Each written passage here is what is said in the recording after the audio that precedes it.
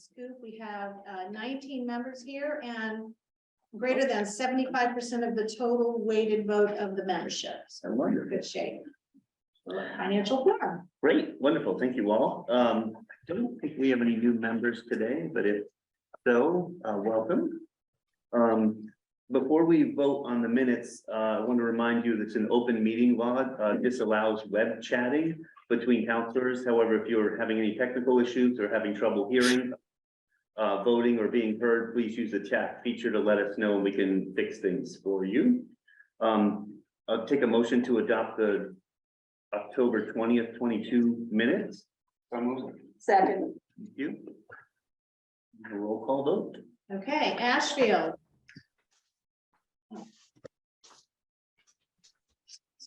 Bernardston. Yeah.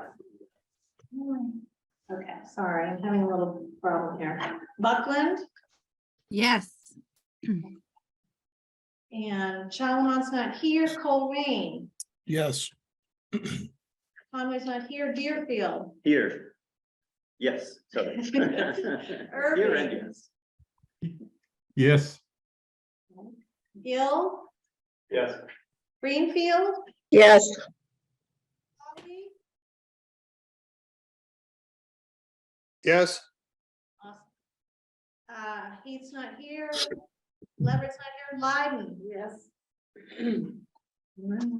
Montague. Yes. New Salem's not here. Northfield.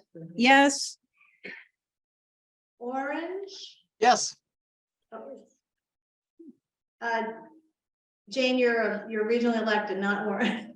Oh, so you don't have anyone here from Orange? No, we don't. I can't wear two hats. No. Okay. Rose not here. Shelburne. Yes. Shutesbury. Yes. Sunderland. Yay.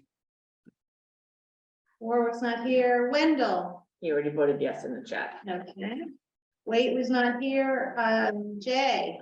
Here. Jane Yes.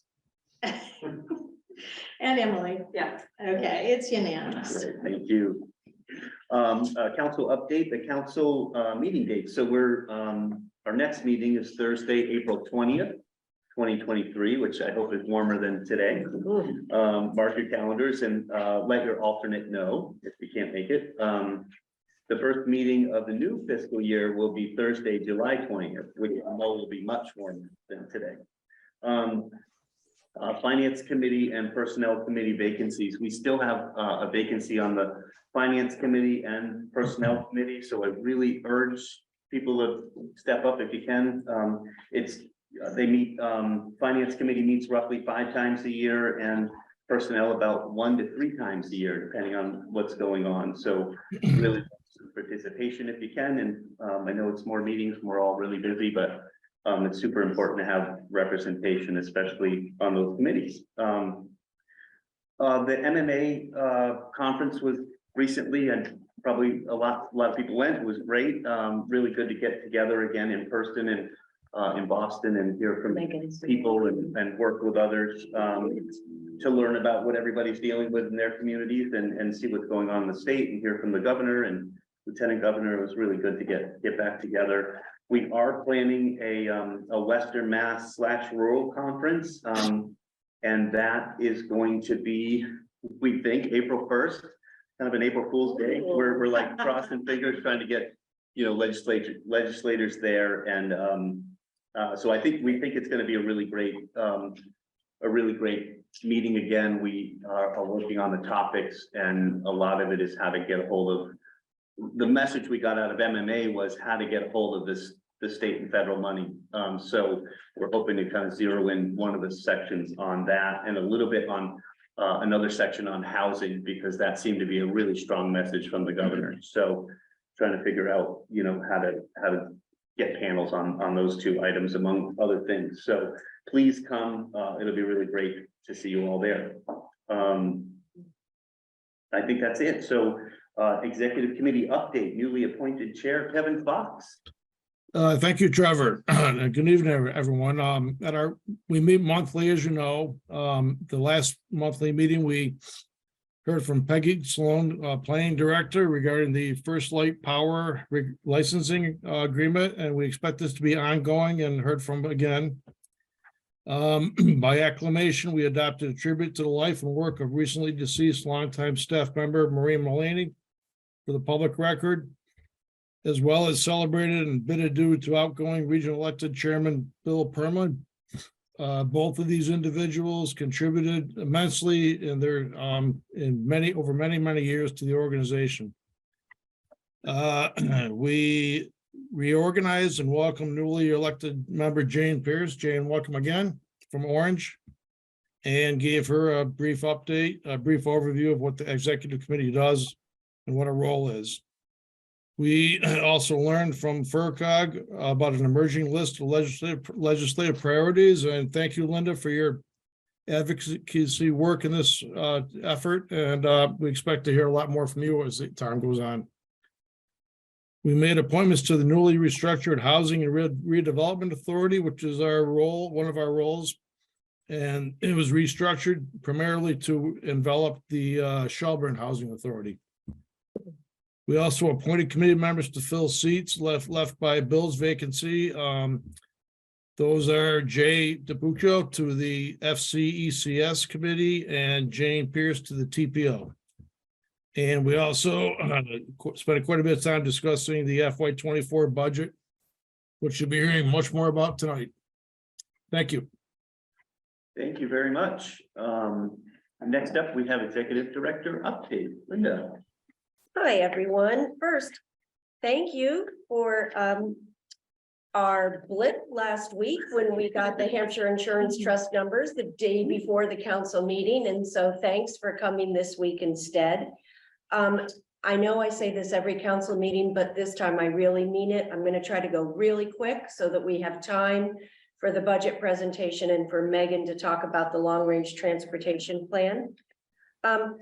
Phoebe was at a meeting last week and I got a call from Congressman McGovern yesterday urging municipalities to spend or obligate their ARPA funding. There is some grumbling in Washington that there is the thought of clawing back the ARPA money because it was emergency pandemic money and we are no longer in an emergency pandemic. So spend and obligate your ARPA money, says Congressman Jim McGovern. If you have not gone and perused the new FRCOG website, please do so. It's awesome. The search function works. The publications are findable. It's an amazing website. Great.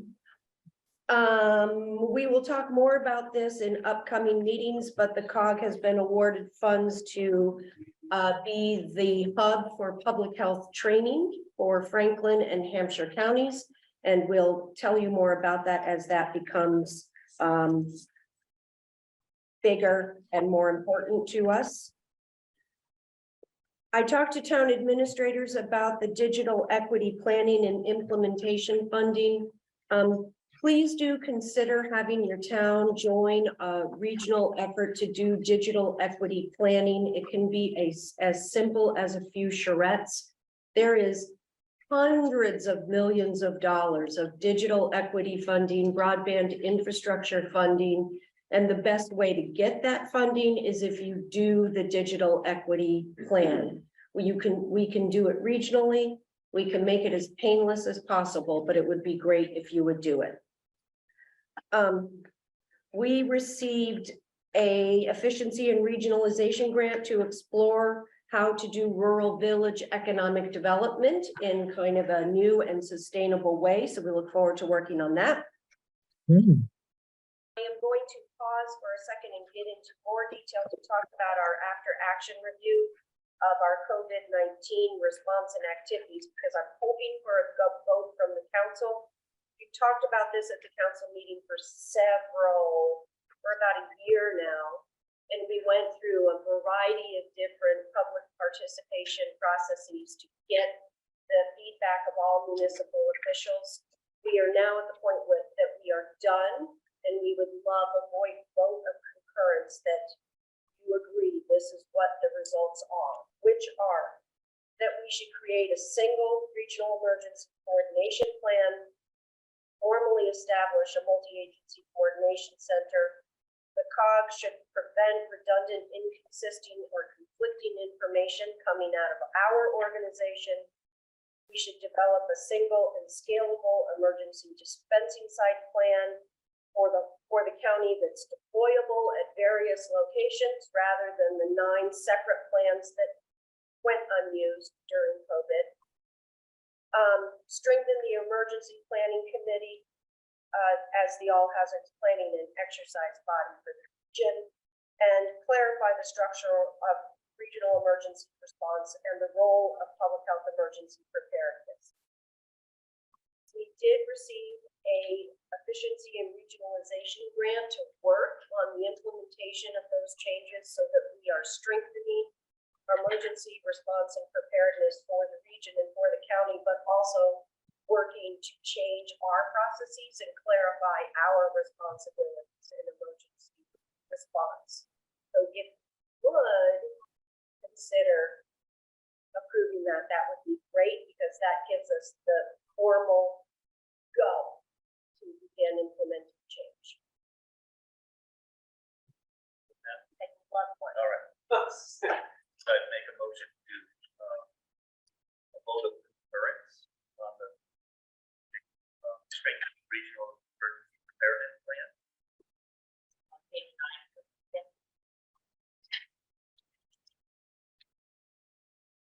Thanks, Greg. Thank you. What? So, Motion to second. can you hear me if I talk like this, Mayor? Better. It diminished quite a bit for everybody that was speaking. I think a vote requires Yep. another, sorry. So we have a motion and a second, and then a roll call vote. Okay. All right, Ashfield, Yes. Berniston, Yeah. Buckland, yes, Tremont, I hear Colerain. yes, I hear Deerfield, Yes. Irving, yes, Hill, Greenfield, Yes, Holly, Yes. Yeah. Monroe not here, Montague. Yes. New Salem. Oh, sorry. New Salem here. Northfield, yes, Orange not here, Rowe not here, Shelburne, Yes. Good catch, Jane. Shutesbury, Yes. Sunderland. Sunderland, can't hear you. Yes. Warwick not here, Wendell, He has not called in yet. just skip him for a second. So our regionally elected folk can vote on this, I believe. Jay, Yes. Jane. Yes. And Kelly. Okay, that passes with all in favor. Is Will Cosby back? Yeah, here. Okay, I'm here and yeah, I voted yes, but something's going on with the audio. Thank you. And the only other thing I have is that we are super happy that I think we've talked about this before, but we are receiving a $450,000 earmark, federal earmark, to provide all municipalities with pagers that will function with the COMERS emergency communication system. Great. We have to apply, we have to fill out a grant application. We're meeting with USDA of all people in early February to begin that process. But the message that we're trying to get out to towns and to especially fire is, please don't buy any pagers right now. Let us give you them. We're gonna be on matching. We don't know, we'll let you know. but we assume not very much because we don't know. Because we haven't met with USDA yet. As soon as we know more, we will. Can you get your money back if you've already bought them? We don't know the answer to that either. But yours? but Yeah, there, you already got it. we know that some towns have, Had to. we know that some towns have already purchased them and we don't know the answer to They that. also have grants for repeaters, USDA. Yes, You just Yes. started. yep.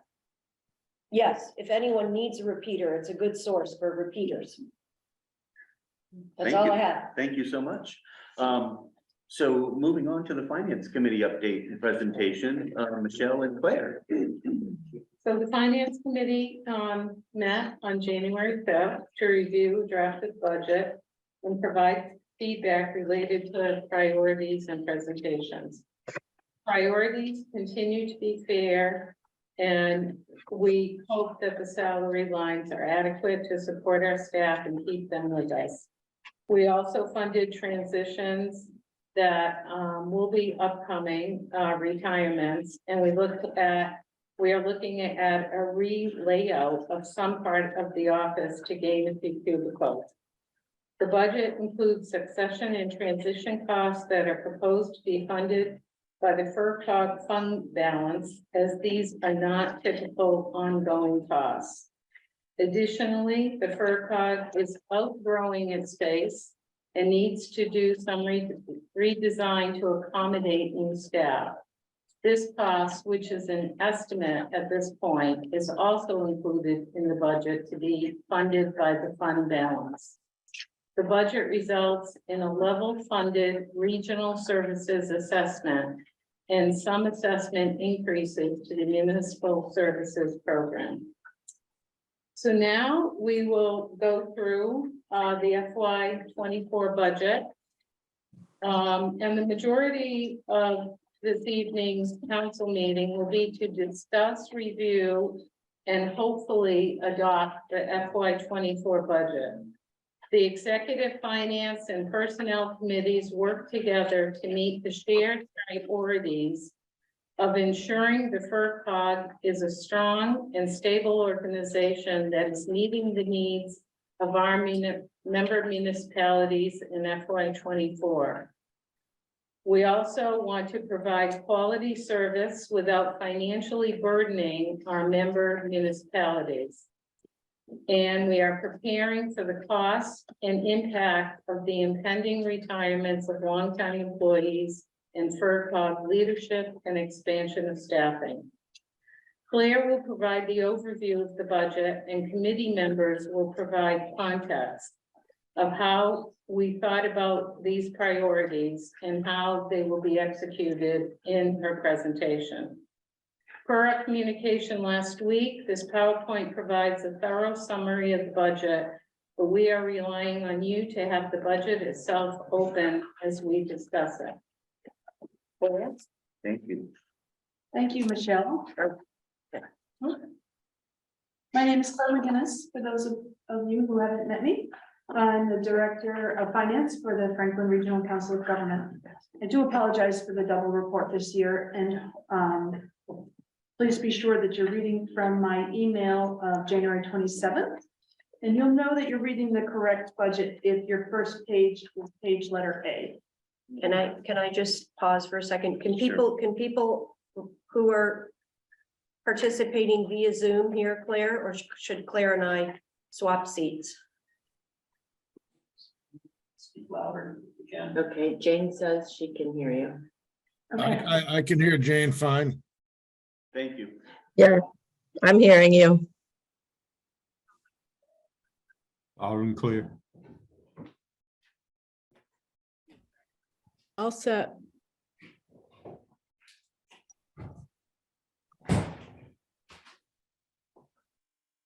According to our bylaw, the council is the appropriating body for the Council of Governments annual budget, defined as the sum of the general fund and the municipal programs established on a fee-for-service basis. Although grant programs make the total resources and expenses of the COG much larger, our job tonight is to present just the council budget portion. The presentation will begin with an overview of assessments and impact on each member community. then a review of the municipal service programs, and finally, the general fund budgets.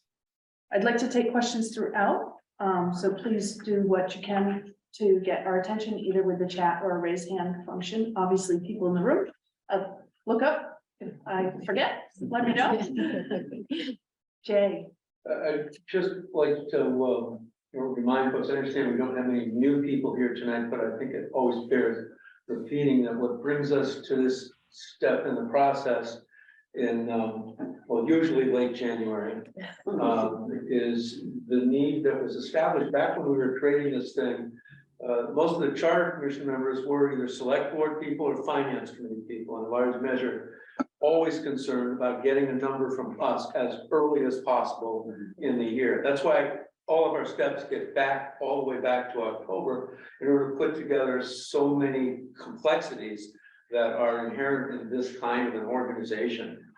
So watch for every October when our council meeting comes up, then a reminder that our budget process is open and the finance committee invites your attendance, if not your actual voluntary role as yet another member. Matt, I underlined that again. We could use Thank you. another.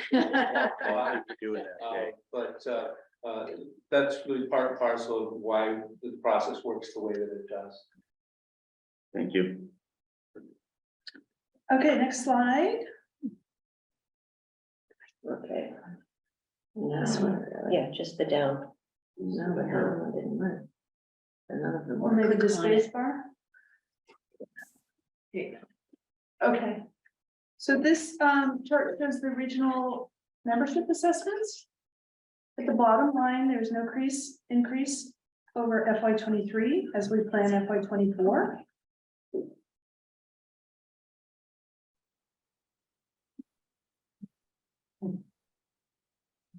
The little changes up and down that you do see are because we are incorporating the 2020 census numbers for the first time. And this assessment formula relies on both EQV, equalized values of the properties in your town, and your population. Next chart, please.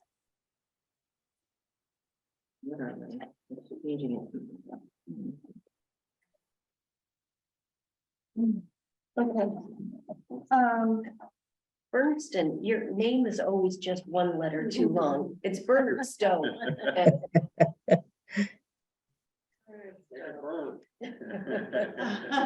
the request of the council a few years ago, I started assembling this chart earlier in the budget calendar for council members to see the whole impact of all of the different things they're enrolled in, services that the COG provides on a fee-for-service basis. Remember, this is a draft. It isn't actually set in stone until we not only vote this budget, but get our complete memberships final in those programs. The accounting program has a 5.6% increase to member towns to cover needed budget increases.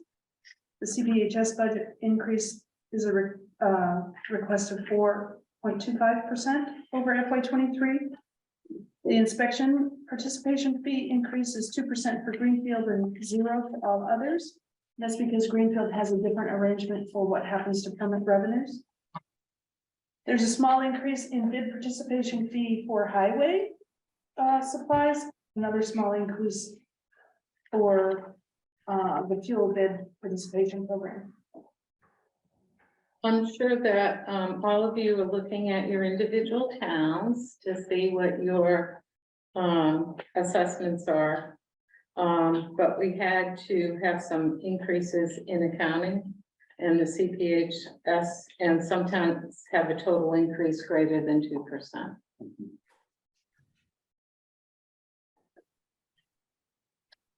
Next slide.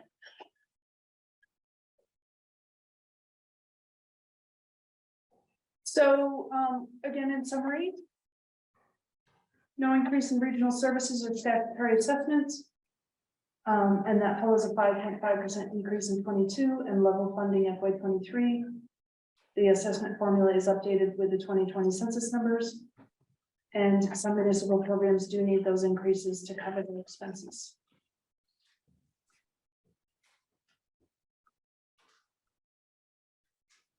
As council members frequently ask about our size, I summarized our changes in this staff summary. FTE, short for full-time equivalent. In the administrative budget, also known as Fund 1, there's an increase of 0.7 positions in this budget proposal for FY24.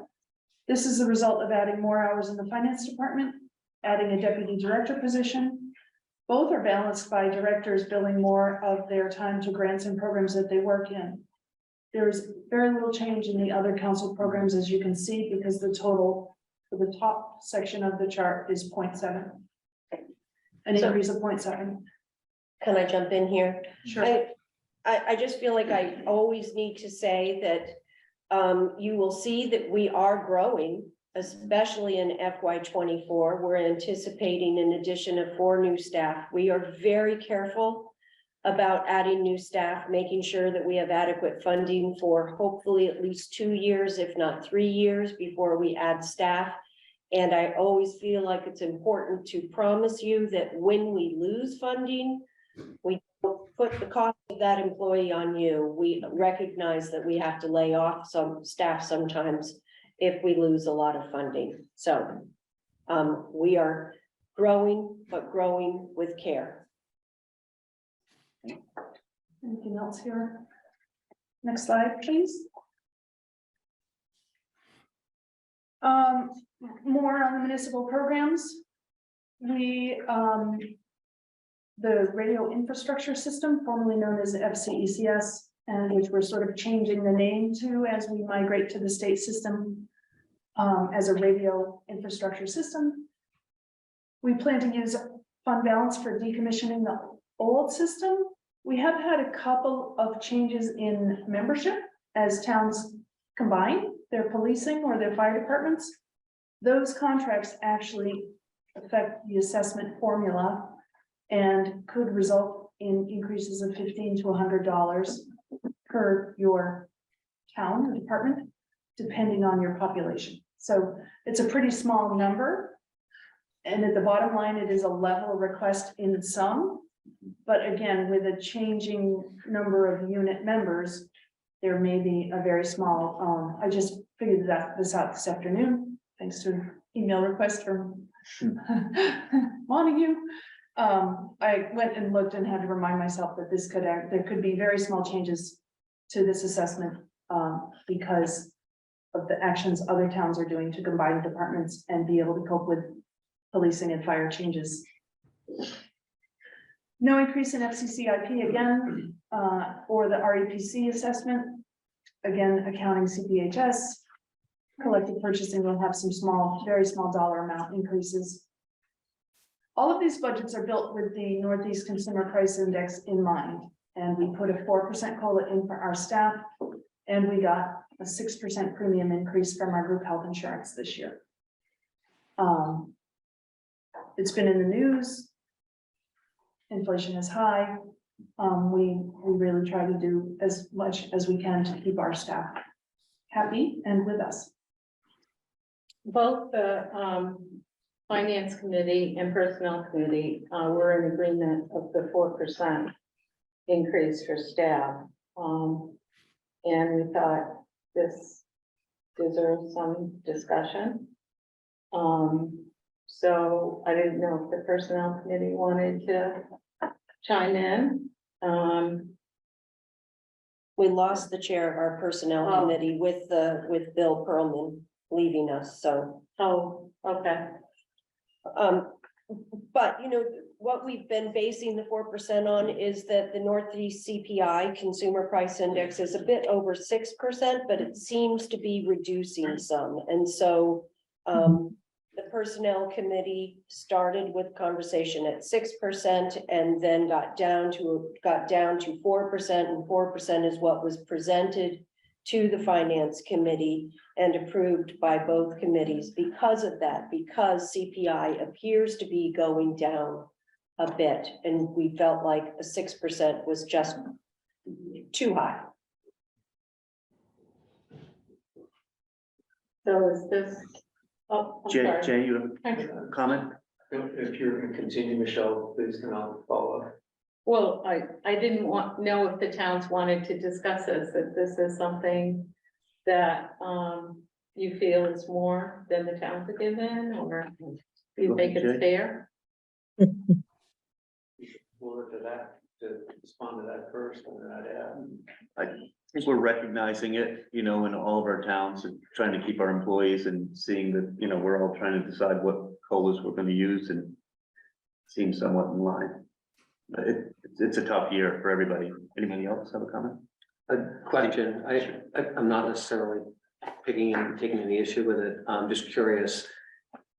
Does FERCog use scales so that there are steps as well as COLAs, or is it pure COLA? Pure COLA. Okay, and with that in mind, you know, in most communities that have steps and a lot of people topped out, we tended to average out around there in terms of real increases in this past year.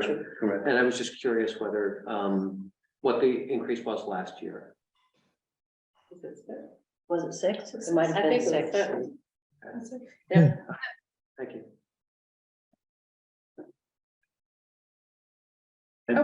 Any other comments or Jay? Thing I was gonna add is, Mike, I own a small, very small manufacturing company, and I have to say that in the last 18 months, I've probably done 3 COLA adjustments because my employees drive past every banner in front of every building in my industrial park offering hiring bonuses, and the competition is stiff for employees, and it's I know you're facing that as well. But I think that what we tried to do on the finance committee is address keeping up, you know, getting ahead. Yeah. And we are trying to retain good staff. Because we know that if we have to go, you know, a lot of people left at once and we have to go out and recruit, it's gonna cost us a lot more money to recruit. People So should all that's, I speak think, just a little bit louder. I'm seeing Okay. the people look like they're leaning toward the screen. You can hear it. Okay. No, hi, it's Jane Pearson. I can't find my little raise hand thing, but I just wanted to tell you that I have been on the personnel committee, and I was at, of course, the meeting when we talked about this raise. And, you know, in honor of Bill Perlman, he argued strongly for the higher, you know, 6 or 7% raise, and begged us to please bring that to you. Our vote was ultimately for the 4%, based on the reason that we've all talked about already. We have member communities who we would love. I mean, if I have my non-existent town of Orange hat on tonight, I would love to give our people 4%. We can't do it. We sure can't do 6. But I think that 4% is defensible and reasonable. And that was essentially what our entire committee discussion was, that was a fair and reasonable thing to bring to you that should be palatable and perhaps a wake-up call to our member communities.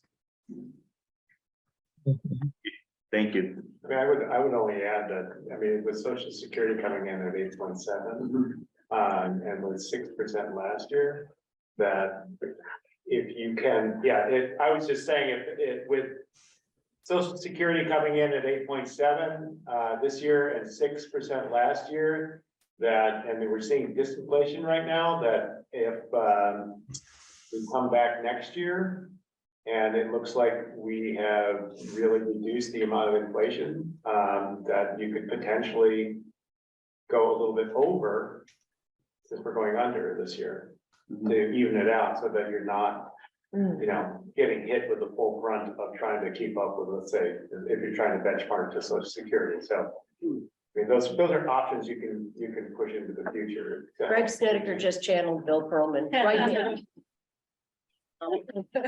I'm Stan Garland. I'm saying it's a little bit different because we need to also hold our costs down. And there comes a point when when you're being held hostage by an employee that they want so much that you're gonna have to say, I'm gonna have to let them go, and I'm gonna have to take my chances.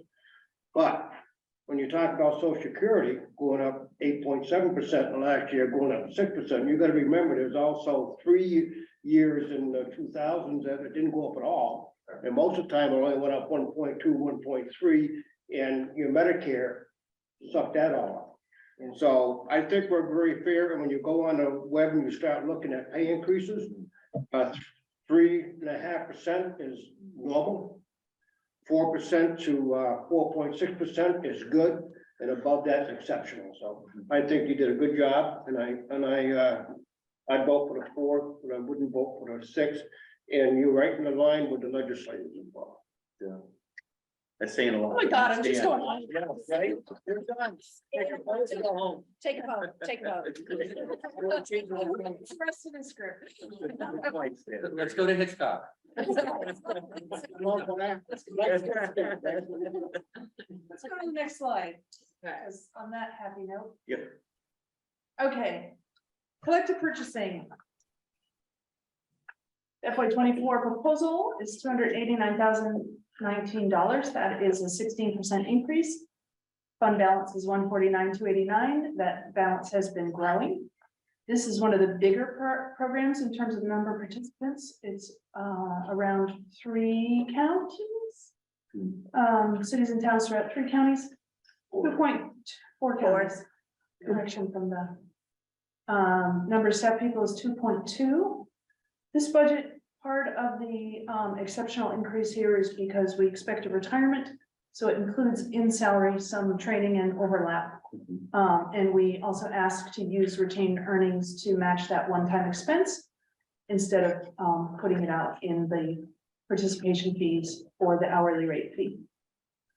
Again, highway bidding and fuel bid fees are the ones that will go up slightly for you if you participate in those programs.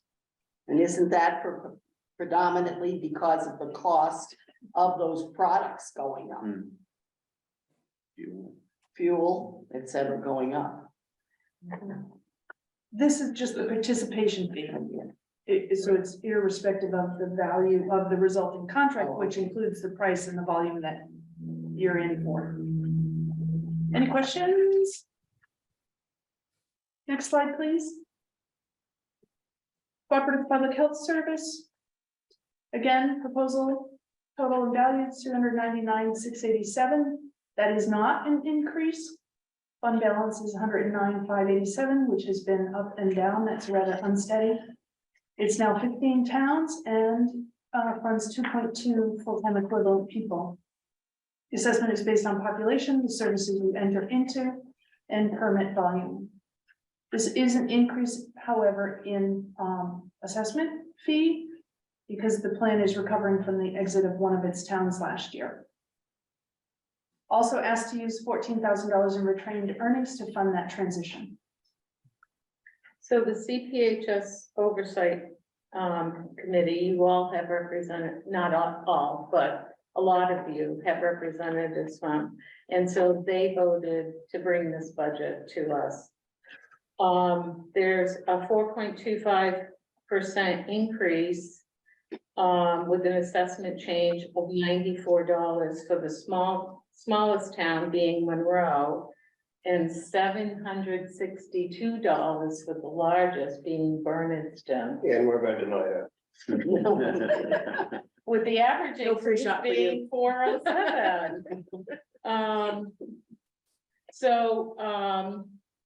This part of it is part of the program is funded by the town assessments also.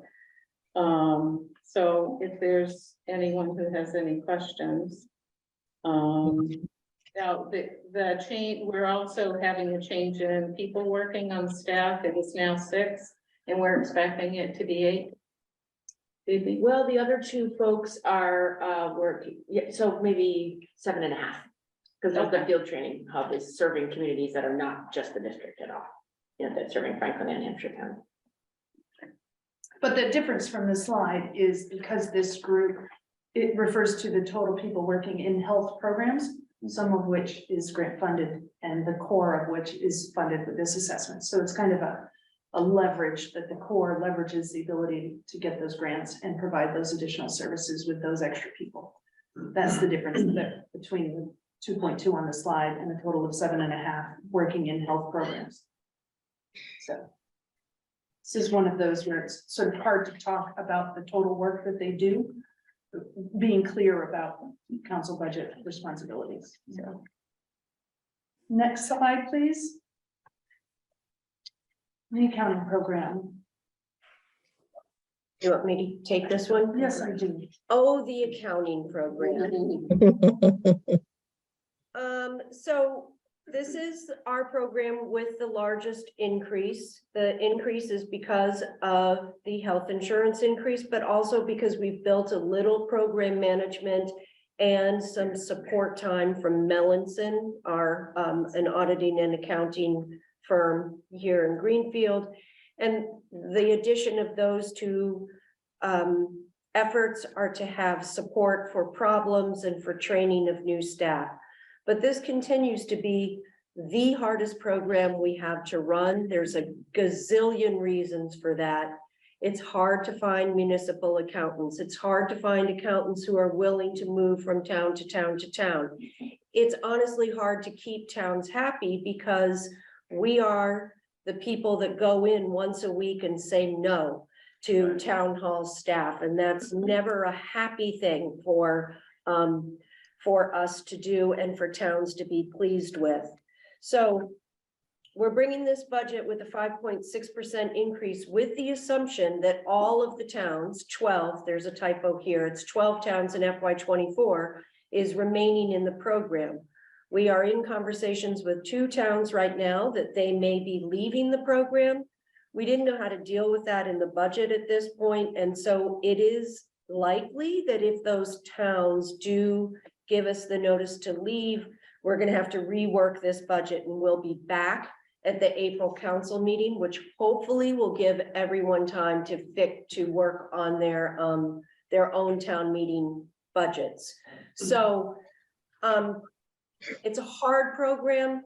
We are so open to discussion about how this program could be better or changed or gotten rid of. Will not close down the program until our towns have an alternative, and that's the challenge that we face together. We are all in this together. It is a hard program to run, and we know many towns are frustrated, and we work every day to try to make things great. Right, Bob? Did I miss anything? Thank you, Bob. Thank you. Okay. Next up, please. Unless anybody else wants to. Bemoan. The couch. The FY24 proposal on page 4 is more of the same solid work from the cooperative inspections program. There's an 11.5% increase, which comes from the COLA, an increase in the group's administrative staff person time from 4 to 5 days a week. It adds a benefit plan that follows a retirement, and it invests in tablets and laptops for staff to use in the field.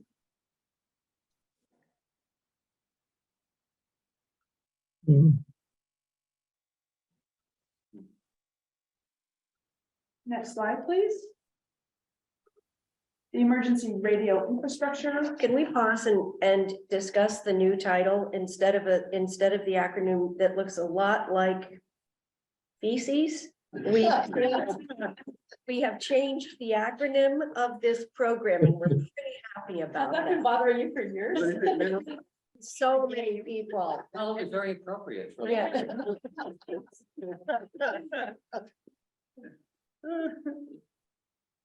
This proposal will recover the salary lines that we sort of let go last year, which was our mistake. It turns out there's a lot of work left to do to support the new system, fully migrate to the new system, figure out pagers and bring them in, as well as decommissioning the old system. It does ask to use retained earnings to cover the capital and decommissioning costs. And as I tried to describe in the beginning, although there's no increase in assessments in some, as we have changes in membership and the number of departments changed, there may be a slight increase to the remaining members.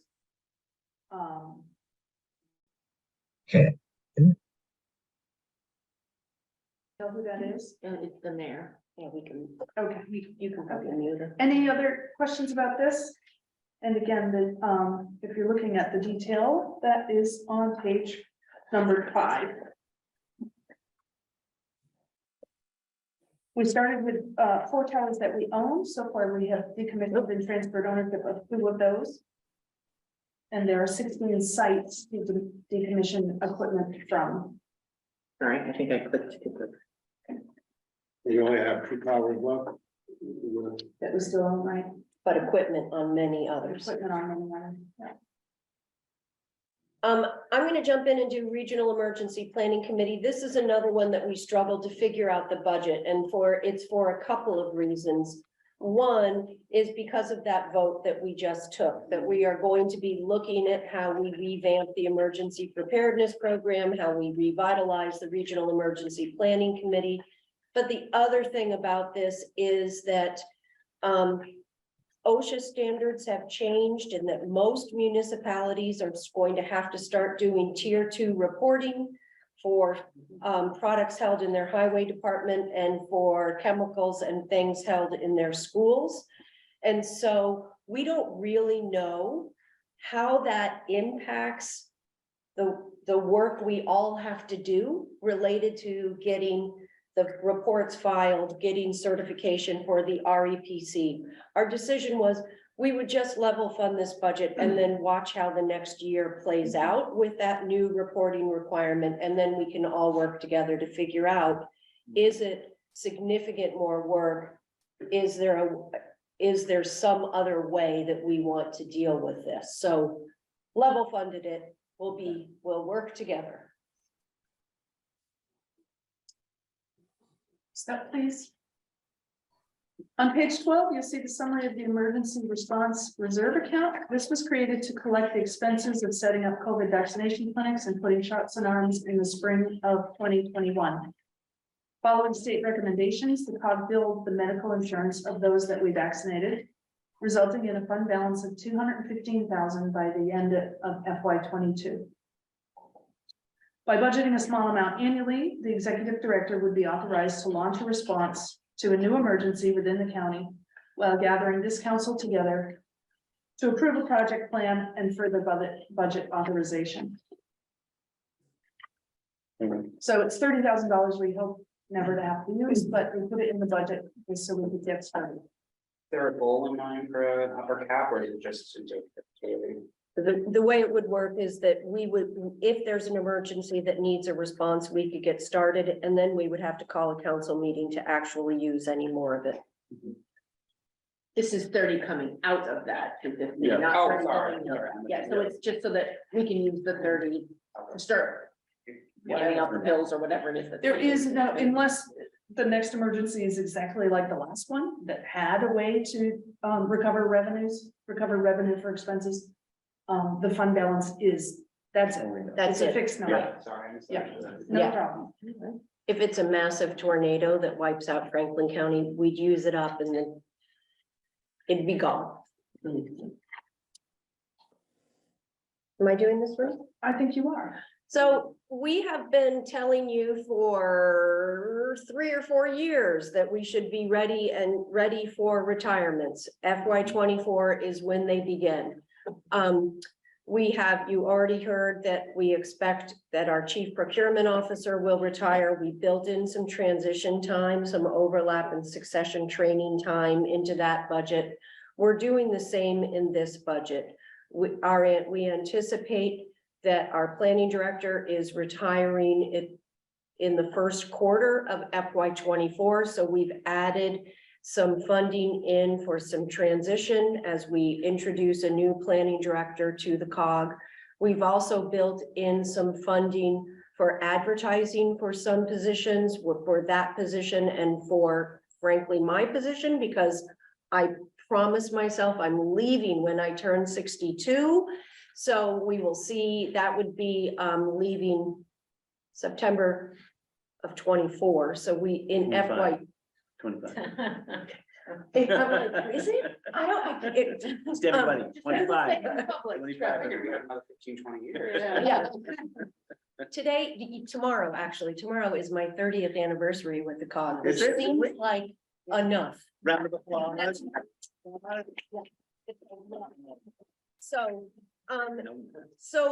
But these are one-time expenses, so we are suggesting that we use fund balance instead of considering that an ongoing operating expense, the succession, the advertising, all of that. And then we've already talked about the fact that we're hiring new staff. That's going to require some office change. We are completely guessing what the cost of that will be to upgrade and change furniture. So we've built the use of $70,000 of fund balance into this. You know, we are close to $1 million in unreserved. Am I right? Over $1 million. Over $1 million. So we've been saving and saving and saving for these days, for the days where we just see people begin to retire, and we have to spend some time and effort to keep the cog going. So that is what we are proposing for the general fund expense budget, along with the increases to COLA and health insurance, et cetera. Questions on that one? Okay, thank you. Expenses. This paragraph is built from the summary on page 13. If you're following along in the detail. And the detail of each section, each of these categories, executive committee, corporate expenses, planning administration, is on pages 9 through 12. As we've said, the general fund is our administrative budget, which supports all COG operations with management, payroll, accounts payable, regional projects, general insurances, benefits, legal. All of that administrative stuff is in this budget. The increase over 23 is 9.1%. Administration and benefits have to grow as our staff grows, and this is where the only thing for grant funded staff that lands in this budget is their benefits. So that is why the blue stripy part of this bar expands as we hire staff. They're otherwise funded by grants with the exception of their benefits, and that's part of this budget that grows most. Again, if the grant environment were to contract, our staff would also contract, and the related benefits expense would return to lower levels. The expense of the executive committee is too small to show. It's only a hint of blue at the base of each bar. Year 15 through 22 reflect our actual spending, and 23 and 24 are budgeted numbers.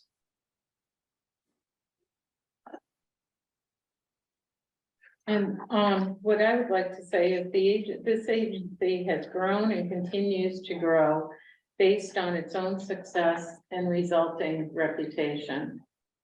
Even though the 9% is higher than this budget, we think it's one that's reasonable, and it is a recommended financial best practice for the organization.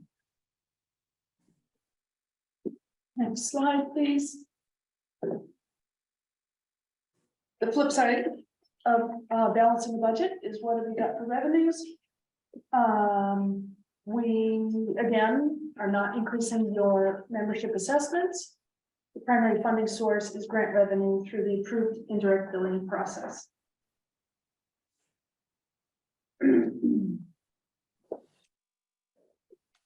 Next, oh, here we go, great. Again, 15 through 22 are actual revenues, 23 and 24 are budgeted. The solid blue section shows the stability of memberships over time. The pattern section is revenue to support general fund administration that was collected from grants and contracts. Other in black includes several categories that would not show on the bar if graphed individually, such as interest earnings, payroll service fees, county road action revenues, and use of fund balance. Indirect revenue is how grants reimburse the administrative expenses. As each staff person puts in hours to get the scope of work done for that grant project, we book an additional factor of indirect expense as a percentage multiplier on wages. When we bill the grant, that total, the resulting payment becomes revenue to the administrative general fund. The multiplier itself is annually renewed, approved first by our auditors and then by our sponsoring federal agency. In FY22, 86% of the general fund expense was covered by revenue from grants. In FY21, it was 84%, and in FY20, it was 83%. So this is essentially our funding mechanism. Next, please. This summary slide puts revenue and expense on the same graph. Revenues in blue, expense in orange. If 2015 was the only year in the last 8 where COG ended the year with a deficit in the general fund. In the COG history, In the COG history? it's the only year in COG history. Okay. And that was $11,000, just barely visible at this scale. In 23 and 24, our budget process requires projecting equal revenue expenses, just like your town budget does. And that explains why the lines merge at the upper end. Any questions? With this balance, we are cautiously looking for ways to help member towns. You saw that in the investment in the vaccine clinic support and in the migration to Comir's radio system for emergency communications throughout the county. We will continue looking for ways to invest in our future security as well, planning for OPEB, turnover, and the possibility of contraction.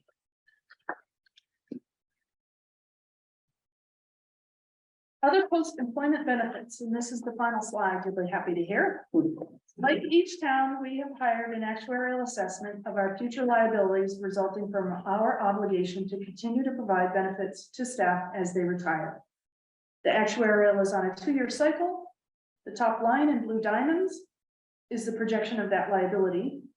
Every evaluation raises the liability either due to higher than modeled inflation in the healthcare sector, new employees added to our group, longer life expectancies, or lower than expected investment earnings.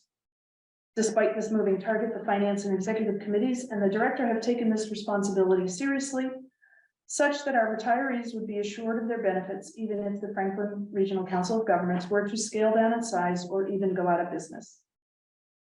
Every program, including the administration, is annually billed 5% of payroll as an expense. These funds are then paid to the OPEB fund manager, in our case, the state-run Pension Reserve Investment Trust. Using this consistent method, we've built a fund of $2.4 million, which is 70% of our current liability. This puts us in a very unique position. There are very, very few cities and towns that are anywhere near this. Yes, there are a couple in the eastern part of the state which have enough money to have totally funded their OPEB. But we are very, very unique and to be congratulated for it, because this is a very comforting fact for our employees and everyone else. Because those of you who've been around government for any length of time, like I've been in it for 47 years, know that at one point, we didn't do this. We didn't put aside anything. And what we did, in fact, was just take it out of the general fund. Every year you'd have your appropriation and it would include all the retirees. And then, you know, because of accounting rules and such, we were forced to go into OPEB. And this whole savings thing, which is a lot better situation for the retirees, goodness knows. But at the same time, it has caused our municipalities difficulty to trying to play catch up. And we were only given so much time by higher government to be able to catch up, and they keep extending it out and out and out. For example, COVID meant it went out and out now, just like our retirement pension payments have gone out and out now. So eventually the cities and towns are going to have to do what we have wonderfully done right now. And we look forward to being able to continue this, knowing that it's an upward slope in terms of employees. Because your pension, your salaries increase, so and your benefits increase. Look at the 6% increase in health insurance. So as a result, we are to be congratulated for this. Absolutely. All towns are not anywhere near where we No, need gosh, to be. no. And a lot of towns don't want to pay attention to it, or finance committee, oh, it's some other number out there. I'm really looking forward to our investment group coming in and talking to our finance committee about this like every year, because we have to get. Right. You have Not to only, get a plan right, going. not only do you have to get it, which is hard to indoctrinate, but also it's going to start affecting your audit Absolutely. report. Yep. Because this is, they gave us some time to get our act together before they start writing it up as a negative. And of course, if it's a negative, it hurts the way we can borrow and everything else as a municipality.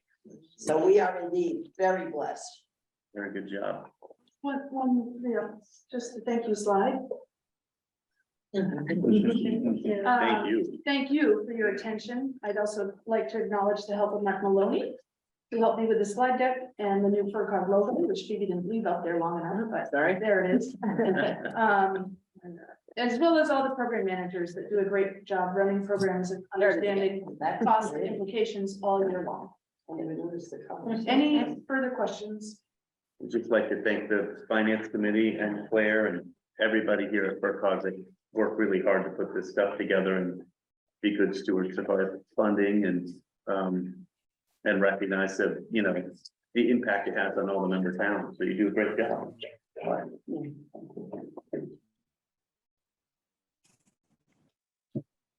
Need a vote? Okay, you need a motion first. Yes. I move to approve the FY 24 council budget proposal of $5,072,482, of which $2,917,881 is for the general fund and administration, and $2,154,603 supports the municipal fee-for-service programs.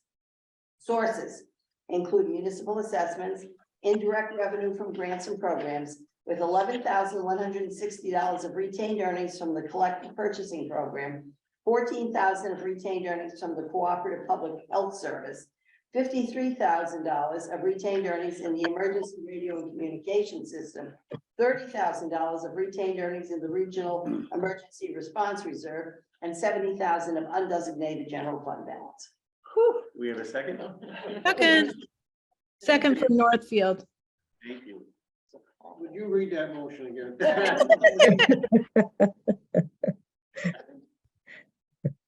We have a roll call vote? Yes, Ashfield. Yes. Bernardston, Yes. Buckland, Yes.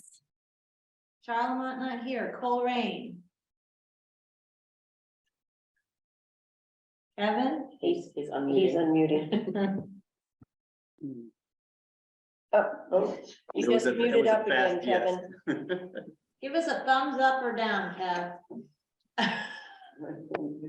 I apologize again. That's a yes, enthusiastic yes. Thank you. Conway's not here, Deerfield, Yes. Irving, Yes. Gill, Yes. Greenfield, Yes, good job. Holly. Yes. There's trouble again. Oh, we Got you. We got you. Leverett not here, Leiden, Yes. Monroe not here, Montague, Yes. New Salem, Northfield, Yes, and I just want to put in a plug for getting onto the finance committee as a new member. It's been light lifting and a great report. So Thank you. Orange and Row not here, Shelburne, Yes. Shutesbury, yes. Sunderland. No, he's still there. Just playing with his dog. He's- You there, Tom? Yes. Thank you, Tom. Warwick. Yes. Wendell. Yes, Wendell voted yes in the chat. Okay. Yeah.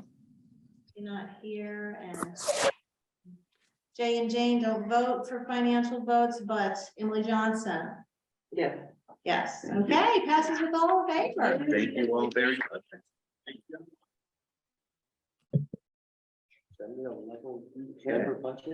Yeah, I'm gonna say that. Next item is, It's like to be able to do it this fast. planning board update, Emily? Yes, I have to apologize. I was not at the last planning board meeting, which was last week, so I don't have much of an update, although I didn't see this agenda. I didn't look at it before our meeting, and so I was going to give a plug for the regional transportation plan update, which Megan, of course, will be talking about a little bit. There's some really great material online for you to fill out, and I printed out these little cheat sheets of how to get to them, to take one and pass it on. There's a survey to do March 17th, a couple of meetings, a public meeting. I think the date is what, February 15th. And then 16th for municipalities, and I imagine that Megan's gonna repeat all of this. In case I wasn't there before, the map where you can put in your suggestions is amazing. So I highly It is. recommend It's check out that really cool. amazing, like, yeah. Really cool. So I apologize, I don't have other updates, but. That's great. Thank you so much. Okay, next item is a special presentation. So the Franklin County Regional Transportation Plan Update, discussion and needs and vision for Franklin County Transportation Network, Megan Road. Hi, everyone. Thank you for having me. I know it's late, so I'll go through this quick, and really Emily just said it all for me. I do have a quick PowerPoint just to run through, but it's very fast, and I know your time is valuable, so I'm not going to take up too much of your time. Oh, where'd it go? Hold on. You see it. Okay. All right. So anyway, so we have a regional transportation plan update that we're doing, the Franklin County Planning Department in conjunction with the as our functioning role as our MPO, which is what funds our transportation projects here in Franklin County. Let me start the actual slideshow. Here we go. All right. So what we do is we do this every 3 to 4 years. We update this plan, and it's an important plan because it provides the guidance necessary to our MPO to know how to fund projects over the next 20 years. Transportation projects sometimes take a while to get going and to implement. So 20 years is actually about right for a transportation planning project. As I'm sure Steve and others in Montague will attest to in terms of bridges, they can take a while. What this plan does is it looks at existing conditions. It also looks at existing conditions, needs, and then it looks to the future. What are our population projections in the future? What are our needs? What are our status of our bridges these days? Do they need work? What's going to be happening in the future as well?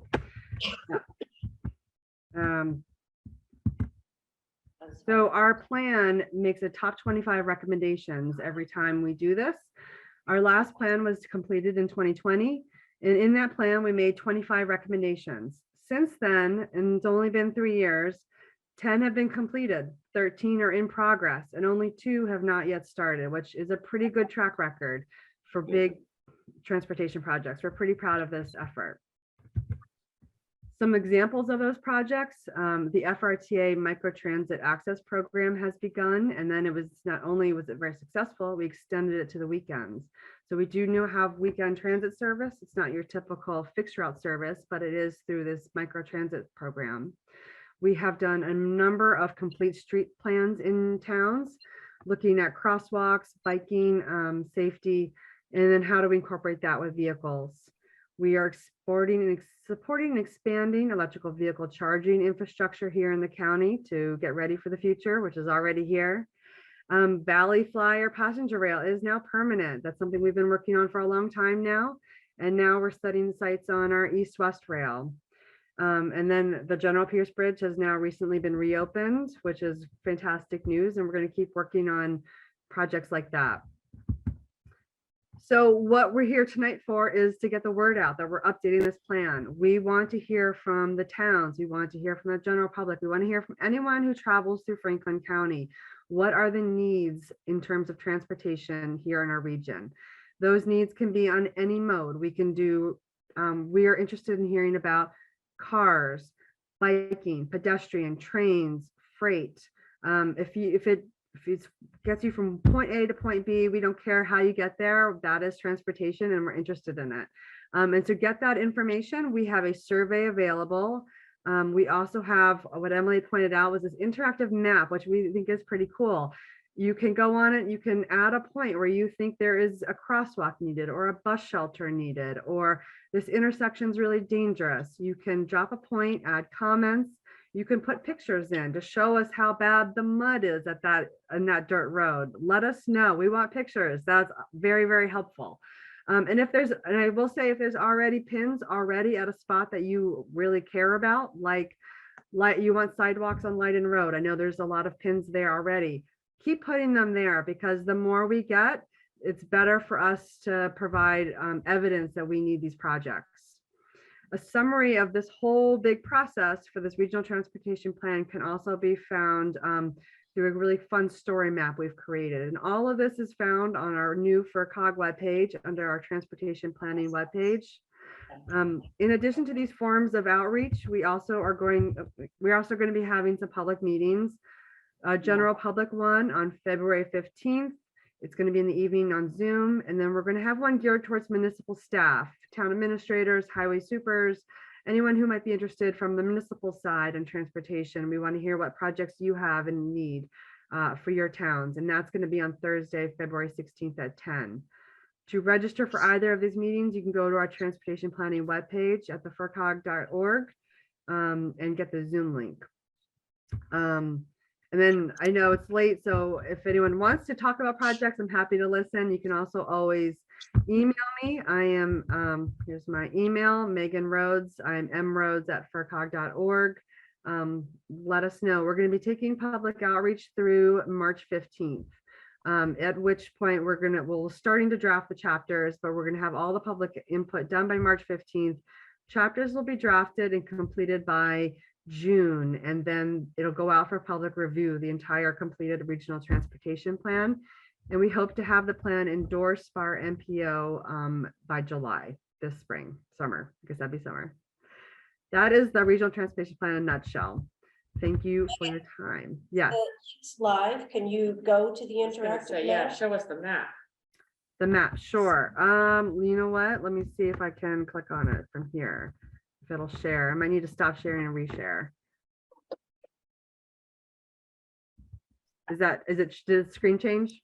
No, We're getting a All right, little. here, let me stop sharing and then I will go back and reshare.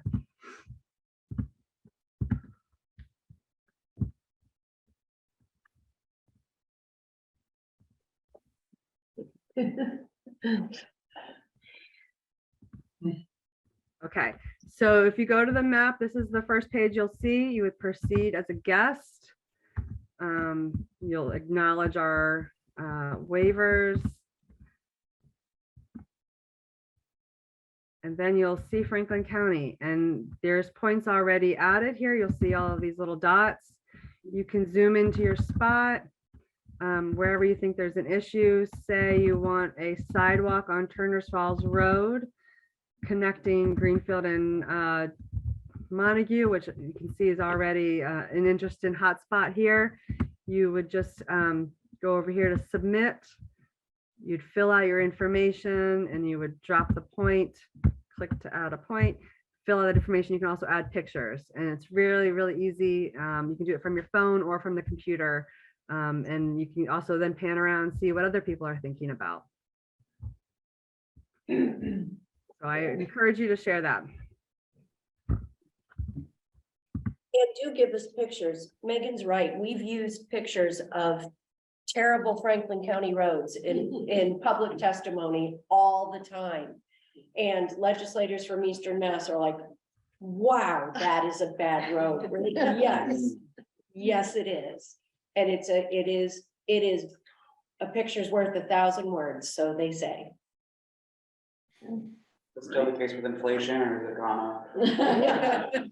A picture's worth 1,262. Thanks, Megan. Yes. Anyone have anything they want to say? What we must have? Can I ask a question? This is B from Northfield. Well, and just a plug and a thank you on the complete streets, because that's been important to our town. Is there any chance, I really like the map and being able to input stuff. Is there any chance that this could help with rerouting traffic? I can send you lots of icy down tree pictures from Gulf Road coming over the hill from Irving. Is that something that we just end up with so many people on that road because they're following their smartphones?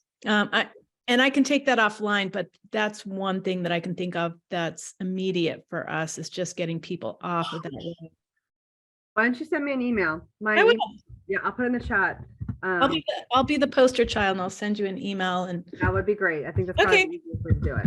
Thanks. Great presentation and nice and fast too. Thanks. Great. It's very good. But B, we have talked to MassDOT about, I think that about how we get the GPS programs to change their directions. And we've been working with MassDOT on a couple of examples of that. Okay, great, because it's this year especially has just been a nightmare. Well, I've just uploaded all of those surveys and information onto our Deerfield Facebook page, so we're all set to go. Really good. Thank you very much for that. That stuff is great and easy for people to get input, so. Any other business not reasonably anticipated? If not, I'll entertain. I'll just throw something out if I can. I don't want to keep people here longer than is necessary, but love to hear. You know, I haven't received confirmation that this legislation was filed. But I am aware that there are conversations about alteration of the open meeting law that would, in fact, and I wanted to ask you whether you learned that it's definitively been filed, that would require hybrid meeting capacity and specifically video-based hybrid meeting capacity, as well as, you know, a lot of what's going on here where we've got people who cannot be seen. That would be an open meeting law violation. You couldn't even take public comment necessarily. So I've seen some drafts of some stuff, and I don't want to say more than that, but like, I'm very concerned about it. I think all of our communities, there's like a hardship exemption waiver type thing. But you know, what does it mean when you get a legal challenge to that? Because you can provide that level of service and support for, say, your finance committee and your select board, but you can't provide it for the other 36 boards that are kind of marginally staffed in your community. So I think this is something that we just have to be very aware of. Yeah. And like act as a team on if we see something that doesn't feel right. Please. It was refiled. It was. As it was written last session. Yeah. And I know MMA, Mass Association of Regional Planning Agencies, Regional Policy Advisory Commission, and the COG all wrote letters last session saying, this is terrible. Right. And I was talking to people today about, we will re-advocate, but then if there is a hearing, our plan will be that we will tell you, the hearing is coming now, send written testimony so that we can get that word out, because this is. Who is pushing it? A legislator who, it is a legislator in the East who really believes that this is just democracy. It's an open democracy, and the small towns and rural towns. If we can have their paycheck, that's Yeah. fine. I mean, But it's great in theory. But it's terrible. every meeting. It's Yeah, not I just know, select and I'm board meetings, so it's thankful they every pushed single this up. town meeting. There Yeah. Right. has to be an upside. It feels like it could be a threat. That's why I bring it Yeah. up. It's, you know, there's a million bills that don't matter. Right. This one feels like it could be a threat. It feels like it could be one that is subject to very quick action because, you know, Yeah. the 'Cause we have a remote meeting deadline. allowances end on March 31st. Yes, yeah, Which will be its own shift for us. Right. Because I think we've kept a lot of volunteers, frankly, Yeah. because they can remote in and right. it'll change that game. So great. Glad to hear you're aware of it. And I just want to make sure, because I think we need to be doing two things as municipalities. We need to make sure that we've run our stuff this way. And if you have a community television feed that is live and you haven't practiced a hybrid meeting with a live community television feed, then run it through. Yeah. Run it through. It adds complexity. It's doable, but none of our technology is probably really well suited to allow it. And so I think we should all just be aware that, you know. We've invested a lot in Deerfield on this and have tried several different ideas and different ways to do it. We have FCAT that broadcasts all of our meetings, but it's when it's every meeting, you know, DDIC board, you know, Deerfield, you know, it's just the smallest boards. Right. You just can't, the way we have it now with the flexibility to do the things that are important, and if a subject comes up that's usually no one shows up to, but there's a lot of public interest, you know, we have a way to elevate those and get people's participation. We have a lot more participation because of it, but to try and do every board is just a massive unfunded mandate. Staff will quit and leave. We just will not have. Right, and so will volunteers, Yes. legal budgets, for anyone who has like, you know, that resident. Oh, you know, yeah. Filing a no violations, Yep. You know, with small towns, often hold two committee or board meetings in the Yes, same we do. meeting at the same We time. do. They Yeah, we possibly do agree. too. You gotta have the bandwidth. Yep. Right. What happens when it starts to cut out? Yeah, and you know, there is a hardship allowance in there potentially, and I believe there's some funding, transitional funding, but Never enough. you know, oftentimes the transitional funding is released as the requirement is released. meaning Right. That you're out of compliance for 18 months while you figure out what you should do and then get it funded. Do you know if the Association for Town Clerks is involved in fighting this? Not yet. Because like our town clerk is the open meeting Mhm. person that. Not yet. I haven't seen anything come through the NGCA. Something We that need they to get should. on Clerks that have for something sure. to play on. They usually do it when I think later on, but, yeah, they actually couldn't get too involved in it last time, surprisingly. But you have to remember, a lot of the people involved in that are also from Right, part of the state where their biggest complaint is, how do I get funding for my fifth person in my office? We're Right. only $10 a week in mine. Right, Yeah. right. Well, keep us in the loop, and if you see Yeah. something, we will all be happy. I just wanted to remind folks that I sent out or tell you, or check in with your town administrator, if you aren't one, that another survey about the opioid settlement funds. Yep. And just, you know, if folks are interested, we had a presentation which we recorded and some slides and some sample town meeting materials are on the website, but just many people got a notice from KP Law telling them to sign on to the next one, which is the pharmacies. Now the pharmacies are coming up. You know, by the time all these are done, it will have been worth your while likely to have signed on and to created a stabilization fund, even though it seems stupid now. But anyway, I just wanted to remind you that the survey's there. We want to help you with this in any way we can. There are a bunch of things offered. Maybe there are things we didn't think of, so just be in touch with me if you have any questions. All of our $58 a year. Right. for 20 years. Okay, so There's- maybe not you. Pool money, Right, but that was the idea, it was a bunch of different pooled money. There is a ideas. gentleman in our town who lost his daughter to this, and he's been working on something called Emily's Box. Yes. And it's trying to make it very inexpensive, so it can't be hawked or sold or whatever, or used for whatever. If you are not moving or don't have a heartbeat in a short amount of time, it automatically rings the police department or a loved one or anybody you want to put in there so that they can get to you fast enough. It's see just, his you can get it on your presentation. phone or your iWatch, but those iWatches are sold in a minute for drugs because you need the money. So we need. Oh. I'll try to update people that when we hear more about his program, and if it's coming, if people want to group their money together, because we don't have much either, we just wanted to try and fund something like that to get it off the ground, if it's possible. So, any other business? Motion to adjourn. So move. Second. Okay, all those in favor, aye. Aye.